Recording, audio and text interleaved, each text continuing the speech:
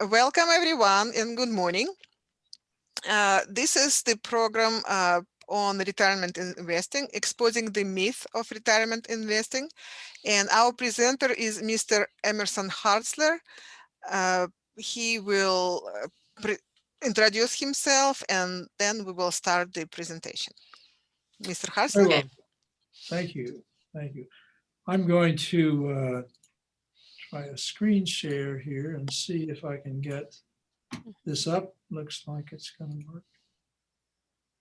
Okay, so you should be looking at a screen that says exposing the myths of retirement investing.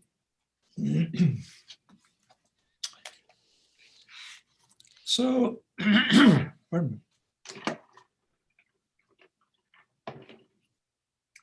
So I retired from full-time work in 2007, which from the viewpoint of an investor was the absolute worst year in my lifetime to retire. And from its peak in the fall of 2007, the stock market declined rapidly until it lost almost 50% of its value by March 2009. So my investing education in the School of Hard Knocks was pretty intense during those first 3 years of retirement. Of course, those who stayed the course saw a gradual recovery, and by 2010, the market had fully recovered.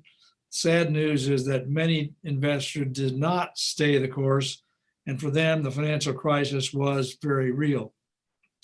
So before I start exposing the myths of retirement investing, let me tell you about my credentials or lack of same. My 44-year career was in corporate management, not in anything to do directly with investing. Although I studied the capital markets in MBA school at the University of Iowa and had been an investor for over 50 years, I was never a professional in the world of personal finance or investing.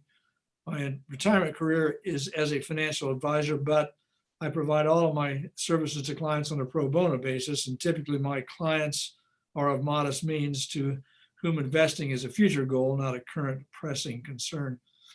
So why am I making this presentation? Weren't there any certified financial planners available? Well, I do have the advantage of working with a lot of people in my 13 years of retirement and observing how they are investing their money.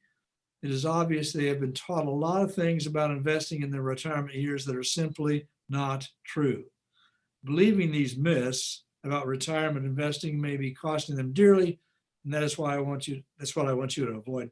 So my objective in giving this presentation is to expose those myths and set you on a path to maximize your investing results while minimizing the risk you need to take to achieve those results. So the first myth that I want to talk about is that as a retiree, your financial planning horizon is limited. And so you need to think about your own situation here. We're all different. I'm just turned 79, been retired for 13 years.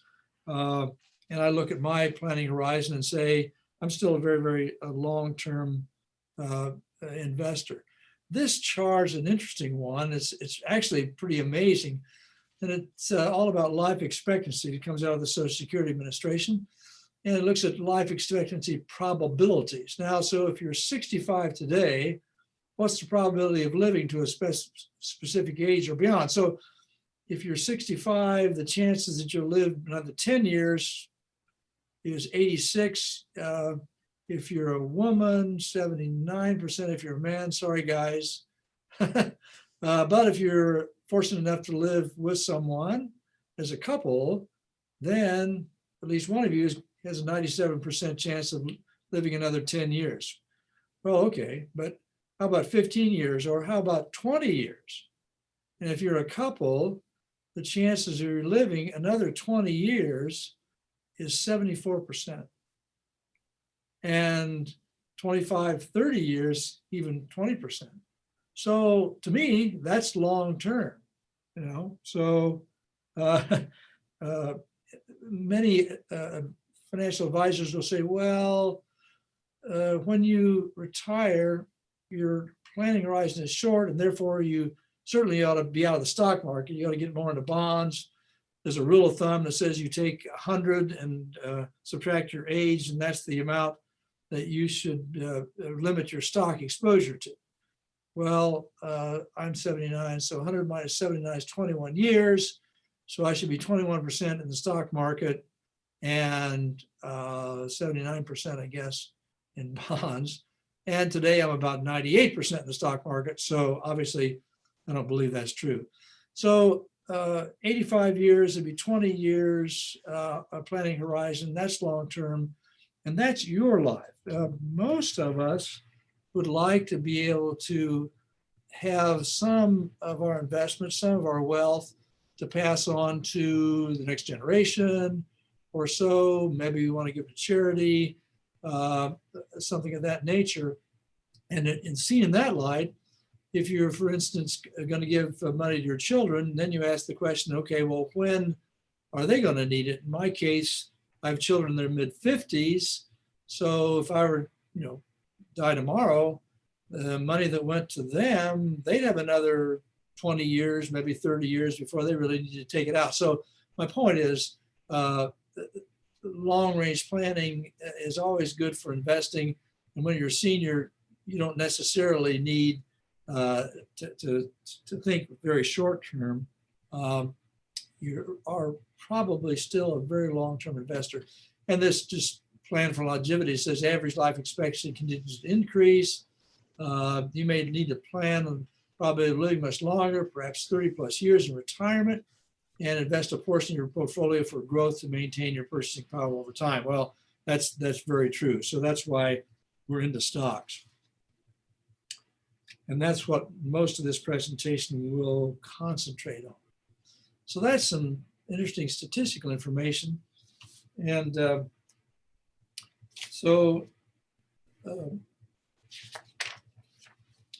if you could have your choice of anyone to give a presentation like this one, you could choose no one better than Warren Buffett, the Oracle of Omaha. Unfortunately, the last time I checked, he wasn't available, so you have me. The good news is we don't have to wonder what he might say to you because he has been quoted many times over the years saying the same thing.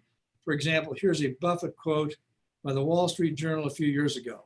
This is what he says, I quote, "Low-cost, diversified funds that track indexes are the best approach to investing for 95 to 98% of Americans."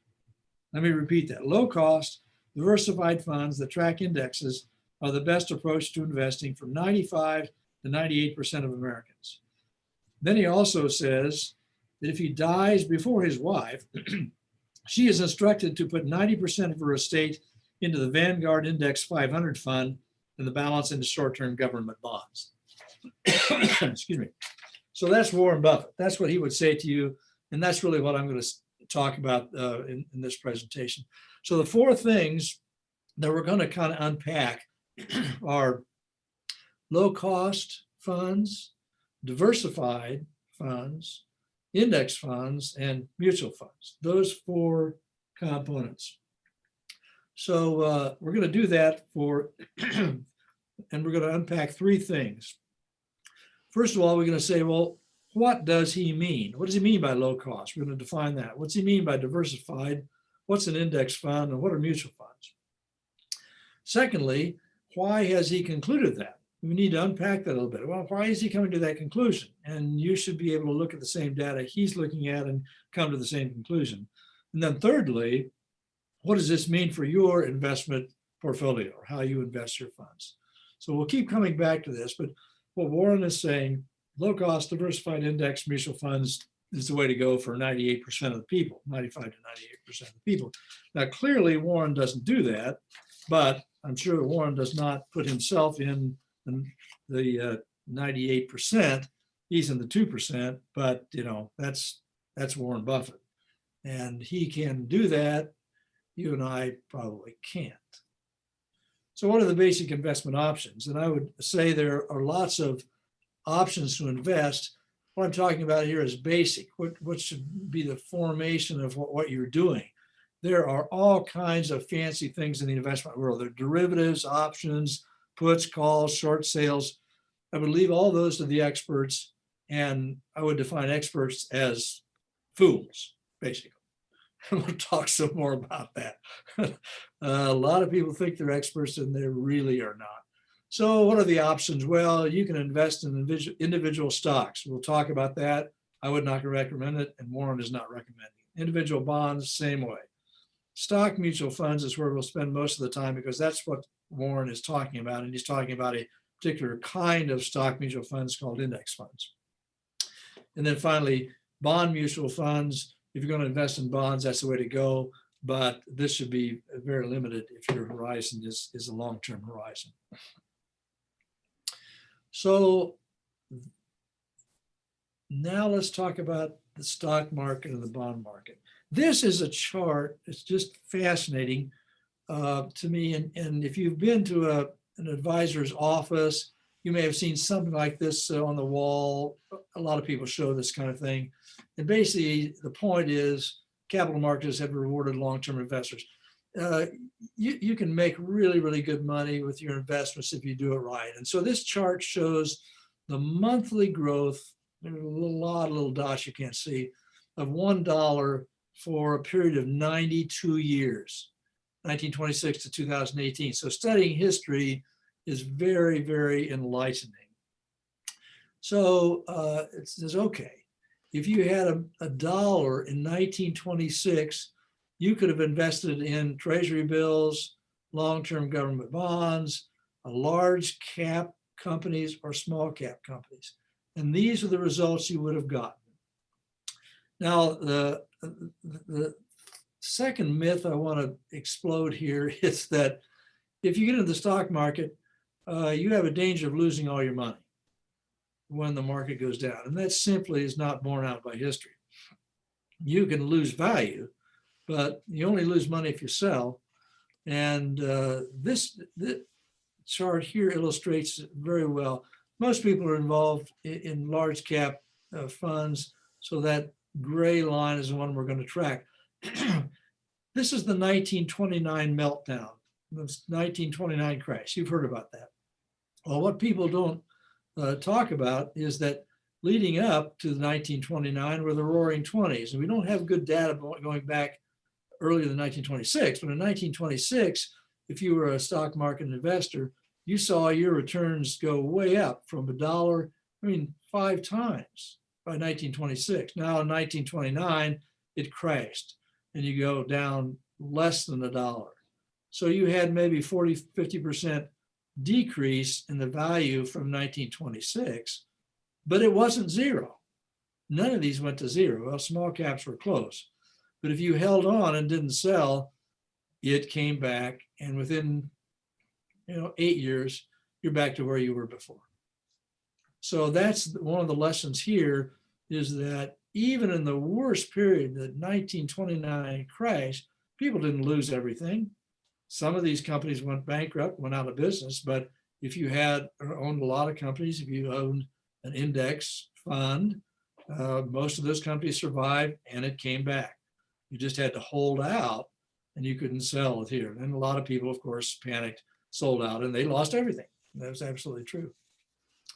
So then if you follow these lines up the scale over this 92-year period, you see at the end that $1 would have grown to $7,025 in the large cap funds.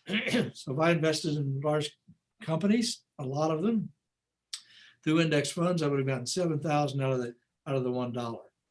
If I'd have gone in a safe investment, long-term government bonds, and Warren is advising his widow should that happen, that's 10% of her investments. 90% is up here. I would have had $142. Treasury bills, very safe investment, they say, but $1 would have gone to $21 in 92 years. And inflation went to 14. And so, you're just basically keeping up with inflation, not really earning anything. Okay. So then the question is, well, guys, I look at this graph and why would I ever invest in these things? Do I want $142 or do I want 7,000? Well, there's no brainer, right? I'll take the 7,000. And then the next question is, why are so many investment advisors saying to me, I got to be 21% in stocks and, 79% in bonds. Well, no thanks, So why is this that people don't just go invest in stocks rather than safe investments? And why are advisors saying, oh, you need to have a mix of these? Well, the reason is in the nuances of the graph. And to get this all on one page, the people who make these graphs don't use an arithmetic scale. This is a logarithmic scale. So that going from $1 to $10 is the same space on the graph as going from 10 to 100, 100 to 1,000, 1,000 to 10,000, 10,000 to 100,000. So what that logarithmic scale does, it smooths this thing out. So when we start out with $1, this is dramatic, 50% reduction. In 2008, if you look at the logarithmic scale, that's also a 50% reduction. So to get these deals on one piece of paper rather than growing to the sky, you go with a logarithmic scale. But these bumps are out here where we're up in this range. Those are not inconsequential. I went through this. I saw my investments go almost 50% of what they were just a year and a half ahead. This is the 2008 crash, okay? So these little bumps aren't just little bumps out here, they're big. And so people look at times like this, and we'll talk about that much more in a later slide or two, but people look at these kind of situations, they panic and they get out of the market. It happens every time. And so if you do that, yes, you could have lost 50% of your investments right here by selling out. So this is scary. And this is up and down. The stock market is very volatile, always has been, always will be. It's masked by this logarithmic scale. But that's the reason, because I talk to my friends who are CFPs and I say, well, the mathematics show I ought to be all in stocks. And they say, well, yeah, that's true mathematically, but you have this thing called human behavior. And a lot of our clients are going to bail out. I mean, they will just panic when these kinds of things happen. And so human behavior trumps logic and mathematics. And I say, well, you have two choices. You can just accept that, or you can educate your clients so they don't bail out of these part of time. That's harder, but that's what I would recommend. So anyway, that's a really neat graph. It's very deceiving because it says, well, why wouldn't you do this? It's a nice smooth ride all the way up. Well, it's not, because this is logarithmic. The reason I wanted to show this chart is kind of the same thing going back to 1900, and it shows various areas of Black Monday in 1987. I can remember that one. I lost 15% of the value of my investments in one day. Here's your 2008 financial crisis. What this graph shows is, however, that the background is what's important. These dark lines are bear markets where things go down, okay? And the light lines are bull markets where the market is going up. Now, here's a trivia point that you may or may not have heard, but it'd be great for your next cocktail conversation. Okay, do you know where we get the terms bear market and bull market? Hearing no comments. It's in the manner in which those animals stalk their prey, okay? The bear will beat you down and eat you. The bull will attack you and fling you into the air. Okay, so the bullfighter, that's the danger. He can get attacked and thrown into the air. So the bull market is the victim going up, the bear market being the victim going down and being eaten by the bear. So that's where the terms came from. So the bull market is one that's going up. The bear market is one that's going down. The dark lines are bear markets. The light background is a bull market time. And if you'll see here, most of the time, 3 out of 4 years, we're in a bull market. The market is going up. 1 out of 4 years, you run into one of these nasty guys. Okay, so it's usually things are going well, but then these things happen and it's bad news for the investor.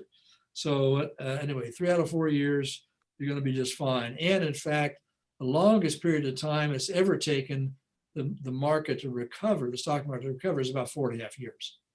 So that's the longest you have to suffer through these periods.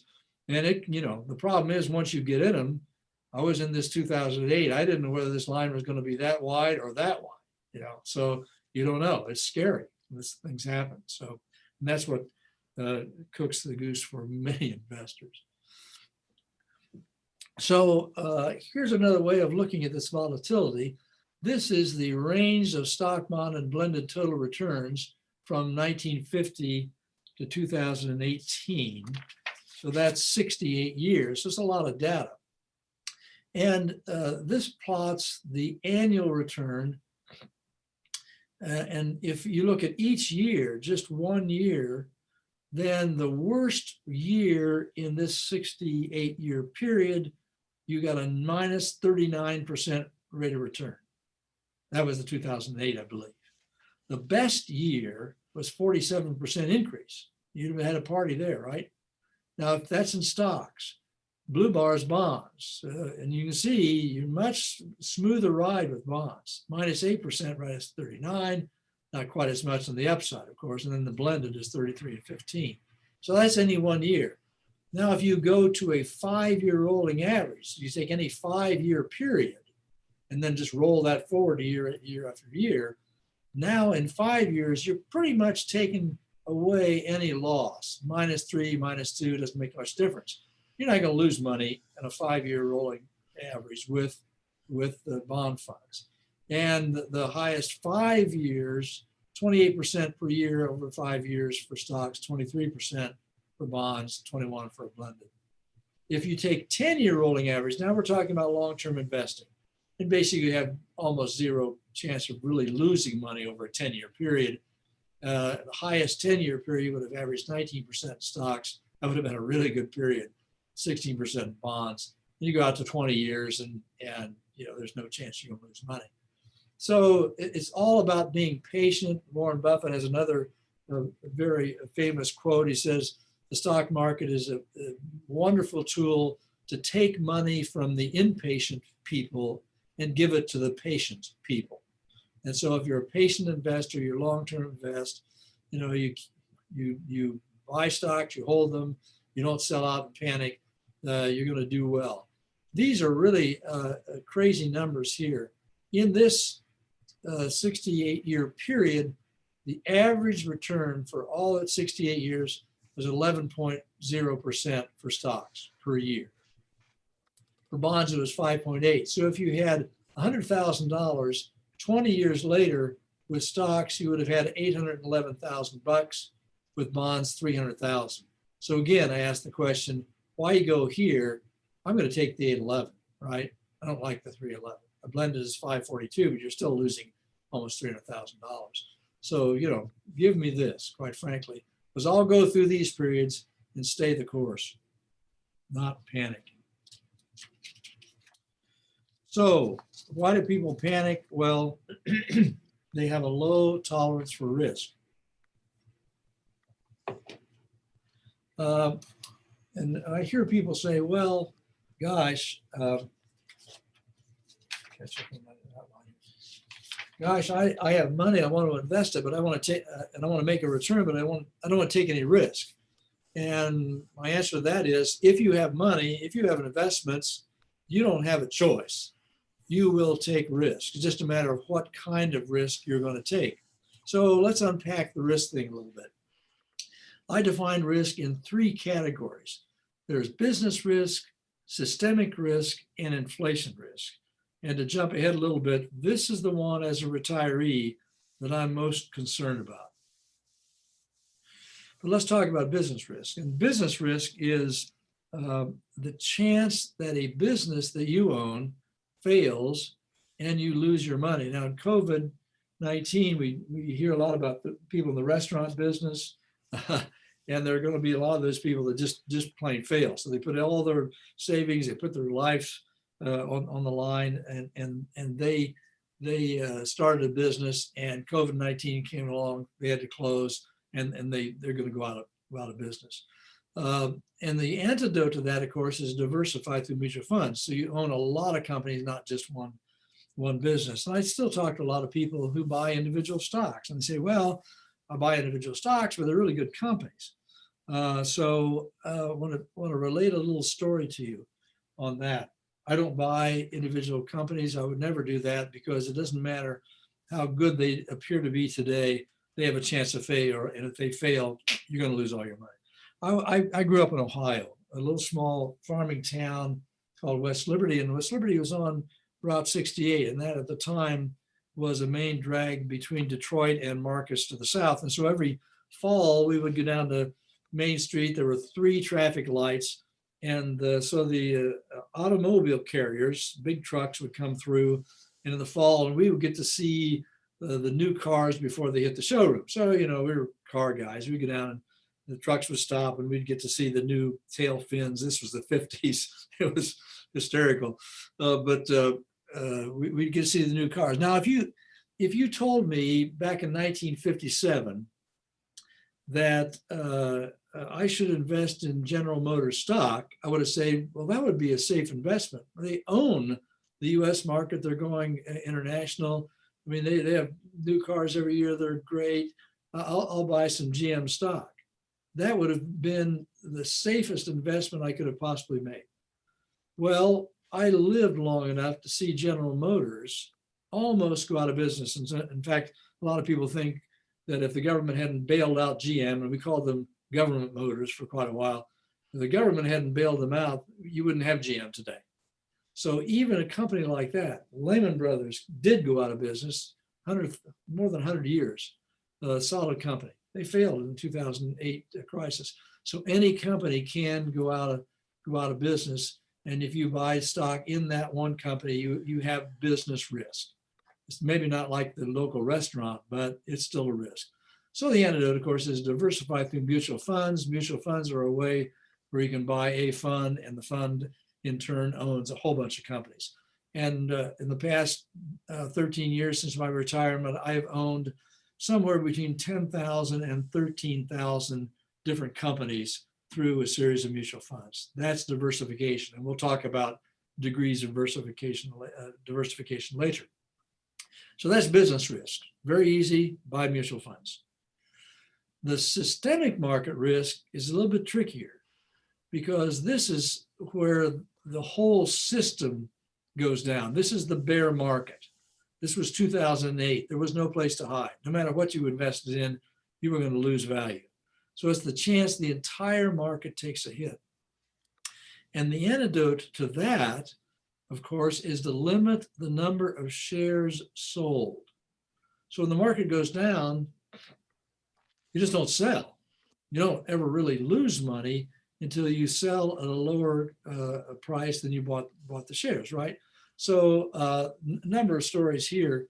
When you meet with a financial advisor, CFP, whatever, trying to plan your investments,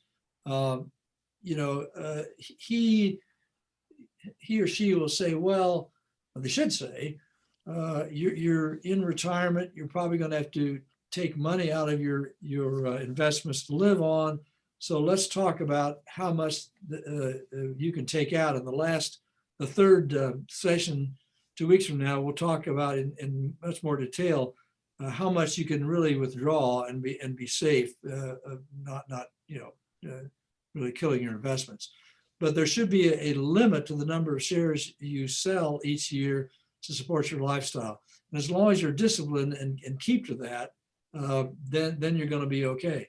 If you don't have to sell at all, then you just don't sell when the market goes down. My last real job, I was in charge of a large medical practice. We had about 400 employees and a pension plan of about $30 million. And I was in charge of the pension plan. And so it would be kind of funny, because every once in a while, we'd go through a little bear market period, and I would have people come into my office and say, wow, I looked at my statement, my investment statement, my 401k, and I've lost a whole bunch of money. And I think most people, when they open an investment statement, they go and look at the dollar amount, and really you're looking at the wrong thing. So I would say to these people, well, first of all, how old are you? And they would say, well, I'm 30 years old. And I would laugh and say, okay, well, why don't you go out and have a party? Because you should be celebrating. And they would look at me, of course, like I had two heads.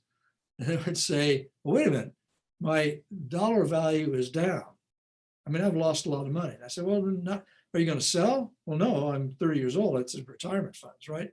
Okay, well, you haven't really lost anything because you haven't sold.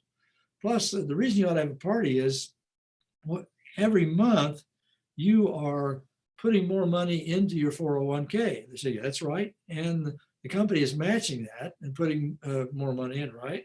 That's correct. Okay. What are they doing with that money? Well, they're buying more shares of the stocks that you own, right?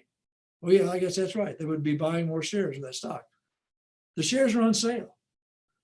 They're down. So they're buying more shares than they would have if you hadn't had the bear market. So you should be having a party. Okay. Plus, a lot of the shares that you already own, and this is true for the retiree, a lot of those shares are paying dividends.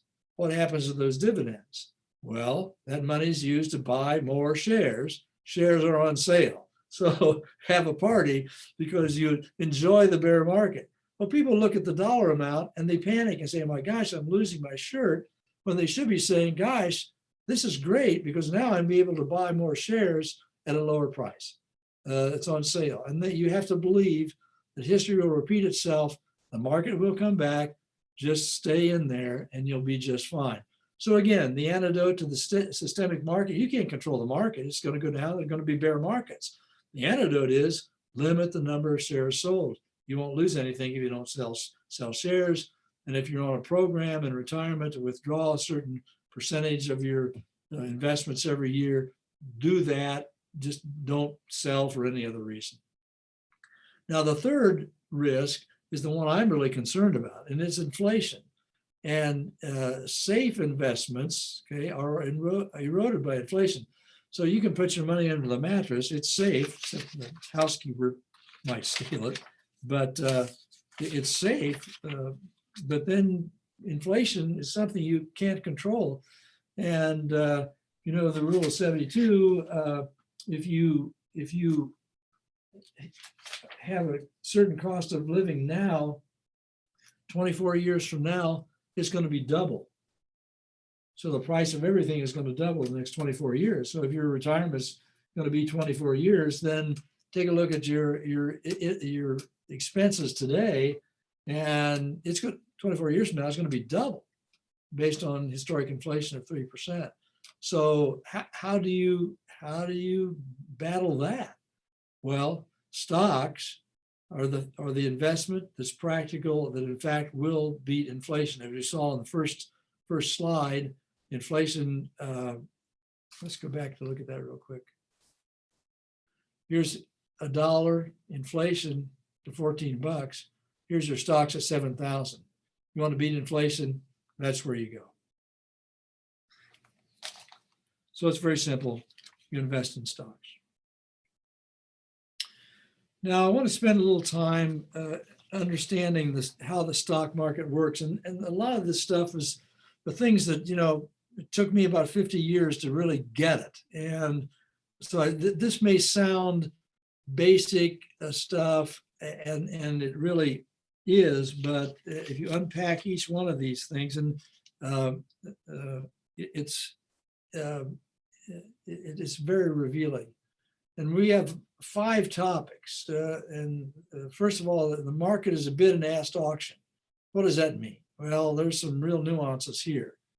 We'll talk a little bit about the folly of trying to beat the market. Now, when Warren Buffett says invest in index funds, what he's saying really is to say invest so that you get what the overall market is giving you. It's kind of an average thing. And most of us kind of rail against being average. We don't want to, why can I get better than the index? Can I beat it? And that's the lure. That we don't want to be average. I mean, it's like Lake Wobegon, right? I mean, all the women are strong or the men are good looking and all the children are above average. Well, we want to be above average. And we'll talk a little bit more about how difficult that is to beat the market. The market is really tough.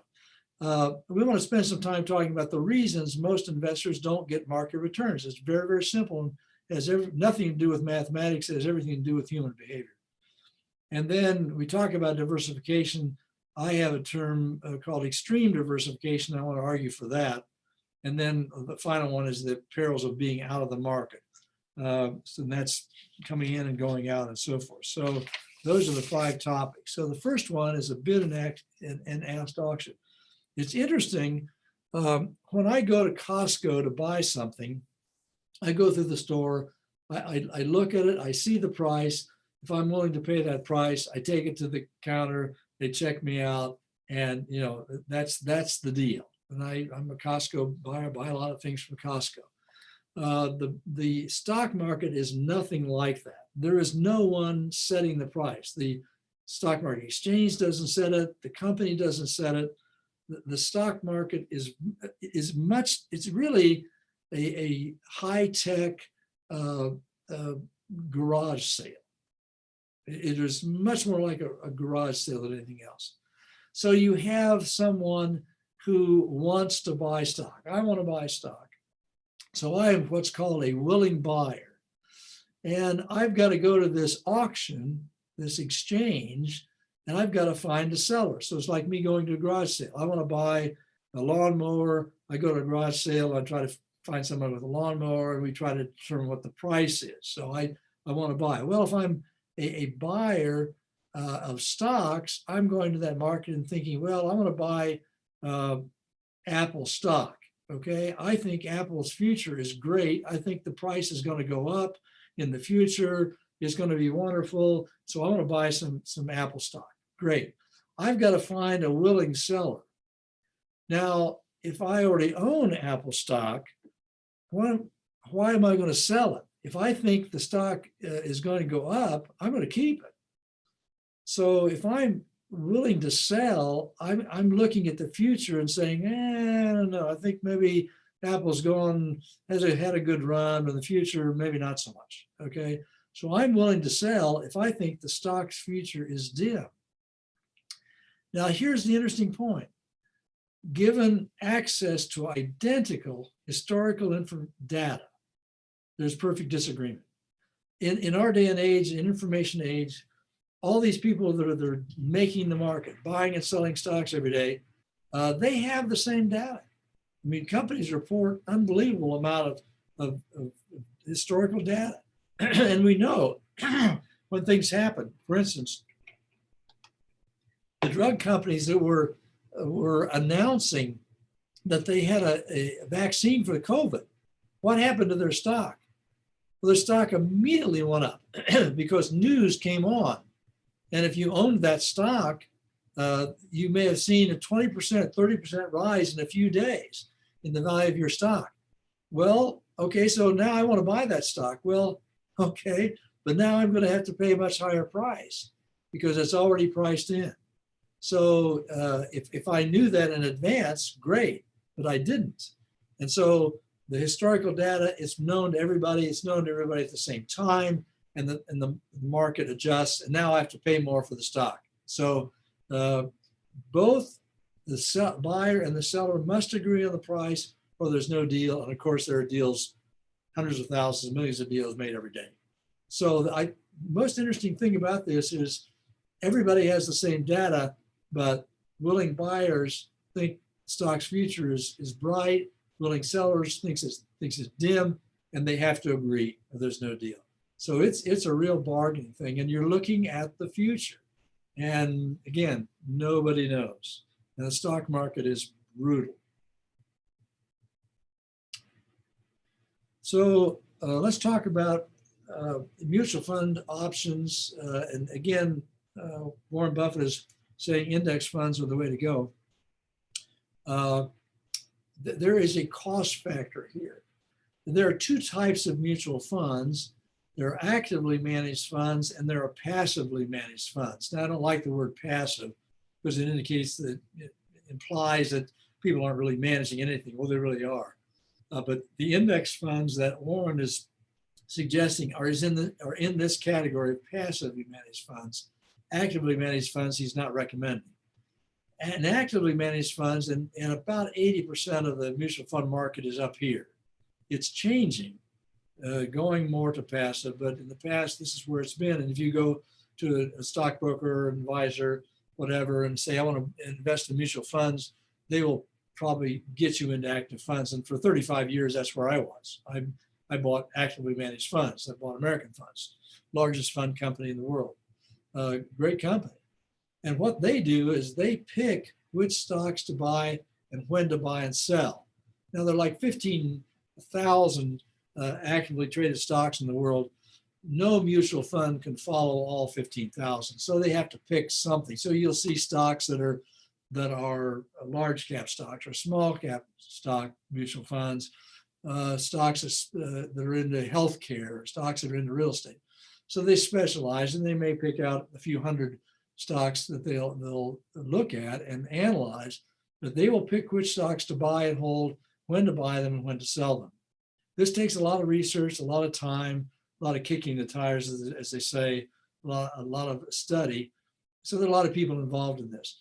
So the fees range from 1% of your outstanding investment balance to 2% of your investment balance per year. So if you have $100,000 invested in a mutual fund, it's probably going to be $1,000 to $2,000 of fees every year, and probably you're never going to see it. You can find out what it is, but it's going to take some work because this is just reduced from your balance when you get your statement, and they'll show you how much money you have left over. So your return, you get an 8% return. Well, it was 9%. They just took 1% out of it already. So these are usually just money taken out of your investment account. But it's 1% to 2%. The passively managed funds buy and hold a broad range of stocks that may mirror an index: NASDAQ, S&P 500, MSCI World Index, and so forth. So the S&P 500 is one we'll use a lot because it's commonly known. It is, the name implied, 500 stocks. So those are the 500 stocks that are very large and actively traded stocks. And so every year, a fund that's tracking the S&P 500 index buys those 500 companies that are in the index, and they hold it for the year. And then at the end of the year, they do what's called a reconstitution, and they sell stocks that are no longer as large as they were. There's some companies that are growing and now qualify to be in this field, and about 10% or about 50 the stocks will change every year. So once a year they change, and they buy the ones that go out of the index, and they sell the ones that they sell the ones that are going out, and they buy the ones that are coming in. So that, it doesn't take much research to find out which 500 companies to buy. It's publicized. So the costs are much, much less. Fees range from 0.1% to 0.3% per year rather than 1% to 2%. And you say, well, that's no big deal, but the difference is 1% or 2%. You compound that for 30 years, it is a lot. So cost matters. And that's why when Warren Buffett says low cost funds, he's talking about index funds in this range. So again, people really want to beat the market. They want to do better than the indexes. They want to do better than the market average. That's our American spirit and so forth. But in the stock market, it is not a one-on-one competition. It's you against the world. So I have a couple of things that I do that are kind of fun. I play tennis and I play bridge, and they're very different types of things. But again, and I play these things to win. I mean, we keep score, right?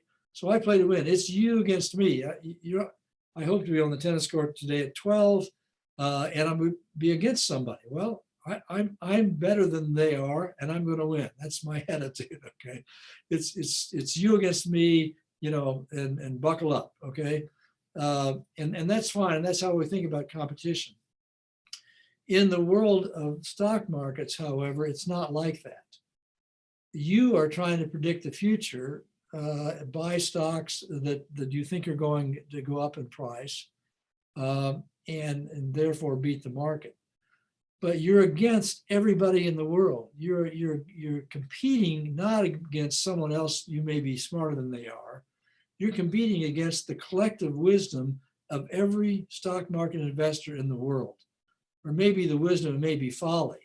And sometimes the market just goes up and down, and you have no idea why it's doing it. I mean, the pundits will tell you, but they don't really know why it's happening. It's just a lot of the people who buy and sell are irrational, and we'll talk about that in much more detail later on. But it's not a fair competition. It's you against the world. You must buy at the right time and the right price. You've got to sell at the right time and the right price. And we'll show you a little bit more how difficult that is. And it involves foretelling the future. I have never been good at that. And there are people who say they can. I don't believe them. It's proven to be very, very difficult. So trying to beat the market is really folly. And the good news is the market gives you a really good return. We saw that earlier graph where over a 68-year period, you averaged 11%. Now, that was a pretty good period. In the 90 some years, we've had really good data. The stock market's averaged about 10% per year. And, there have been 10-year periods where it's been a lot less than that. 10-year periods have been a lot more. But you can get a very good return if you can get market returns. And that's what Warren Buffett is talking about. Let's capture the market returns because they're really pretty good. Here's a graph. And this is probably the last thing we'll cover today. I want to take questions and leave some time here. This is an amazing graph. This shows the fraction of mutual funds that beat their benchmarks, that is the indexes they're trying to mimic, for 15 years, ending December 31, 2017. Now, these aren't individual investors like you and me or your stockbroker. These are mutual funds. They hire CFPs and people like that to manage these funds. They pay them a lot of money. So of the 2,828 stock funds at the beginning of this period, after 15 years, 14% have beat the market, have beat their benchmark. 86% have not. So you would have had to choose among all these 28, you'd have to choose one of these 14%. You would have known ahead of time, which you didn't. You had an 86% probability of falling below the benchmark by picking one of these funds to start with. So those aren't really good odds. I'll just take the market, And now some people will say, well, okay, well, fine. I know who these 14 are. I'll get one of those. And there are other studies that have shown that the probability of these also beating the market in future years is less. You're probably better off picking one of the 86%. That's another seminar, quite frankly. Same thing with bonds. We're not really talking about bonds, but the ability to foretell the future, the ability to outguess the market, very, very few people do it. They may do it for a year. They may do it for 5 years. The Morningstar ratings come out and they give stars for the people, for the mutual fund managers. Well, it's usually based on 3 to 5 years of experience, of history. Well, that's nothing. There's no indication of every financial report you'll ever see has one common item. Bit. I'm trying to find it here. Yeah. Past performance is no guarantee of future results. You'll see that on every financial report. And there's a reason for that, and that's because it's true. So just because someone has done well in the past does not mean they're going to do well in the future. Usually they're going to fail. So if you can invest in such a way as Warren suggests that you'll capture the market returns, you're going to do just fine. And stay the course, and that's where you want to be. So that's a lot of stuff here in 50 minutes. I'm going to stop here. We can go back to any of these prior slides you want to look at, talk, questions. The mics hopefully are all open, and I think I've sent emails out to you with this presentation so you can review it and so forth and take notes or whatever. But thoughts, questions? I have some homework for the next week, so I'll give that at the end. But This is Magda. Thank you very much. This was an excellent presentation. And I have sorry, I have to wear a mask. So when you said you used to own the actively traded funds, American funds, did you mean American Century funds? That's what no, that's different. American Century is another company. American Funds is one that's sold through a lot of the stockbrokers and things like that. It's very common. American Century is a group of funds. Right. But I never heard of American funds. And then you said now you have the passively traded funds. So would it be Vanguard or which ones? The funds that I'm in right now are Dimensional Fund Advisors, DFA. If you go to dfa.com, their website, you can see they are what they call market-based funds. They basically start with the entire market and take some things out. For instance, they take out all utility stocks because they think utilities they act a lot more like bonds. They're safer, but they give lower returns. So they start with about 15,000. And as I said, I've had with them somewhere between 10 and 13,000 stocks owned through them. So they take some things out that they don't like. I happen to now in a deal, they're kind of their social responsible, they call them social responsibility funds, but they take out some companies that do things that aren't righteous. Well, the social responsible funds, they have usually a little bit lower return. Well, and the DFA's tracked that, and I just switched over earlier this year because the 10,000 that I now own versus the 13,000 and 12,000 I used to own, the returns have not shown any differential. So I switched over. Oh, I see. But so you are not fan of Vanguard? Yeah, Vanguard's good. Vanguard good, very, very low cost. Yeah. And they have a series of funds. Putting them all together is a little bit of a charge. You need to have somebody. I'd recommend a CFP or somebody to put that together for you to cover all of the markets. And each Vanguard fund will, like, there's a Vanguard S&P 500. That would be 500 companies. I would recommend you have a lot more diversification than that. So you'd have several funds from them, but they're a good company, very low cost. And I wasn't on. I was on from. I don't think I was on at 1 o'clock. I didn't clear any fines. So Emerson? what was I going to say now? So I agree, Warren Buffett is the genius, but as he's getting up there in age, I heard the predecessors he is training are not doing so well with Berkshire Hathaway. I had Class A, and my financial planner for this reason told me to sell it. So what is your take on Berkshire Hathaway? Well, again, what Warren Buffett does is very, very different from what we're talking about here, because I am not Warren Buffett, and I can't invest like he invests. So, and I would say, you could go that route, but Warren himself is saying, but I have Berkshire Hathaway. I'm doing a great job, but for 95 to 98% of people out there, that's me. This is the way you ought to go. So yeah. I understand. It's just I heard like the people who is kind of the Berkshire Hathaway or the star of Warren Buffett is kind of behind the zenith now because the people are not capable of doing such a good job as he was, Yep. when he was doing that. And he may know some things. He may have some wisdom that nobody else has. I mean, I'll give him that. And last question, where do you play tennis? My husband is a big tennis player. Oh, really? I don't belong to any club now. I've been playing with a group outside down at 103rd Street in Overland Park. So. Oh, yeah, and Marty. Yeah. Yeah.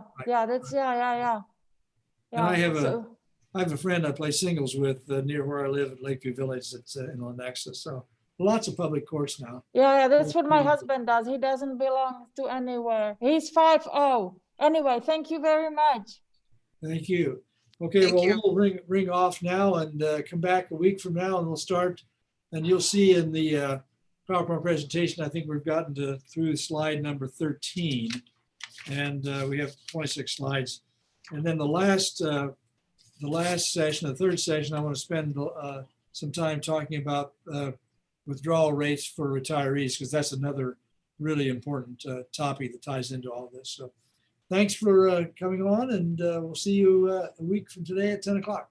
Thank you, Thank sir. you. Thank you, No, Mr. thank you. Hartzler. Yeah, thank you very much. It was very interesting. I know through investing, doing the 401k at my work, that I've noticed that they started asking, like, how long till you retire? Right. Right. My answer is always yes. A lot of 401k plans have what they call age-rated funds. So That's when the you're one. young, you're basically in all stocks. As you get near retirement, they move you into bonds. And then, there are situations where that may apply, but I think for most people who are really investors and have some serious 401k money, I'd stay in stocks. I really would. And we'll talk more about that in the next couple sessions. So you'll understand, at what point in time are you no longer a long-term investor and you need to preserve whatever you have. But for most of us, it's just silly, just crazy. So. Well, thank you very much, Mr. Hartzler, and we will see you next Tuesday at 10 o'clock sharp. Thank you and have a good day, everybody.